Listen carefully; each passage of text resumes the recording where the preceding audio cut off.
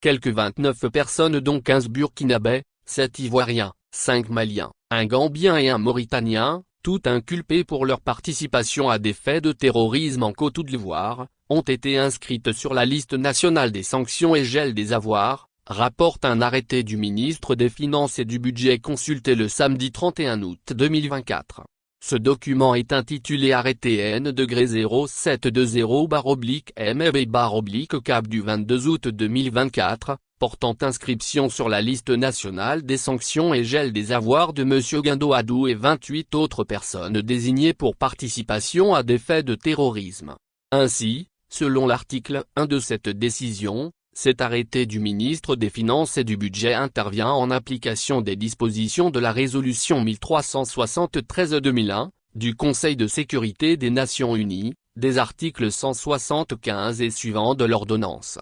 N-2023-875 du 23 novembre 2023. Des articles 2 et suivants du décret N-2024-216 du 17 avril 2024 et de l'article 3 de l'arrêté N-0487/MEB/CAB du 7 juin 2024. Par ailleurs, l'on apprend dans l'arrêté que ces personnes inscrites sur cette liste nationale des sanctions et gel des avoirs ont été pour la plupart inculpées pour plusieurs motifs différents certes, mais elles sont toutes liées par leur participation à des faits de terrorisme. En effet, certains individus sur cette liste ont par exemple été inculpés dans des procédures liées au financement du terrorisme et d'autres pour des actes terroristes et d'associations de malfaiteurs à caractère terroriste ou encore d'affiliation à une association ou participation à une entente en vue de préparer ou de commettre des actes terroristes, etc. En outre, l'on note que la plupart de ces personnes ont pour pays de résidence habituelle la Côte d'Ivoire. Les biens des personnes mentionnées à l'article 1er du présent arrêté sont gelés pour une période de 6 mois renouvelable,